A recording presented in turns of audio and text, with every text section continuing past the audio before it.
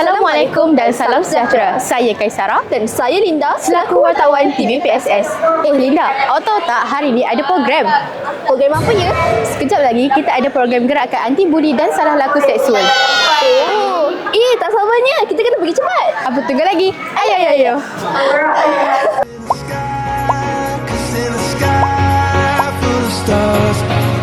Semuanya bagi gerakan anti salah laku buli dan gangguan seksual yang dijalankan pada pagi ini.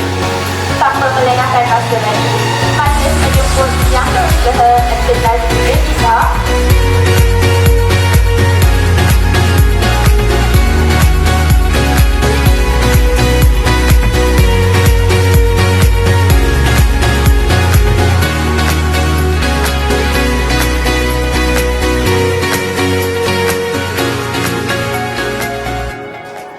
Apa nama awak?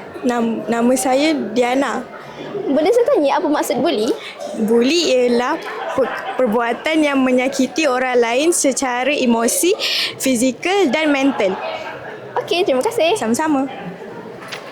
Sekarang saya bersama dengan Encik Nazri selaku penolong pengarah sektor sumber dan teknologi pendidikan Jabatan Pendidikan Wilayah Persekutuan Kuala Lumpur.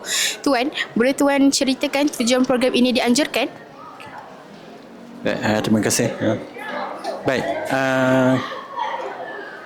program ini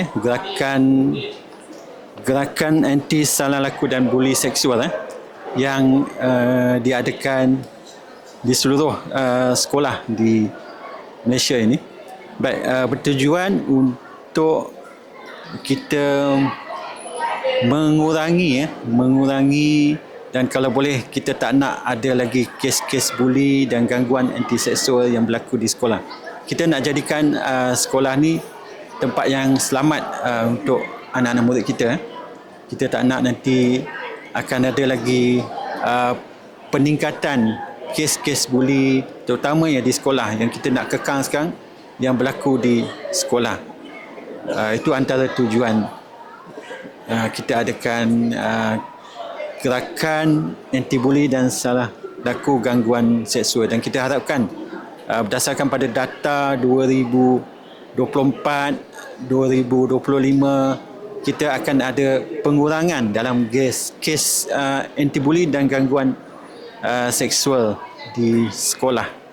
Jadi kita harapkan, sangat berharap supaya program ini memberi impak yang positif kepada semua murid dan guru di sekolah mainkan peranan yang sangat penting untuk mencegah kes anti buli, kes buli dan juga gangguan salah laku seksual. Terima kasih. Terima kasih tuan. Ush, banyak betul ilmu baru yang kita dapat hari ini. Murid-murid pun semua nampak happy dan bersemangat. Betul. Jadi, kita mestilah menjaga antara satu sama lain. Saya Kaisara Dan saya Linda selaku wartawan TV PSS. Ingat, hentikan buli sebelum ia bermula. Bye-bye.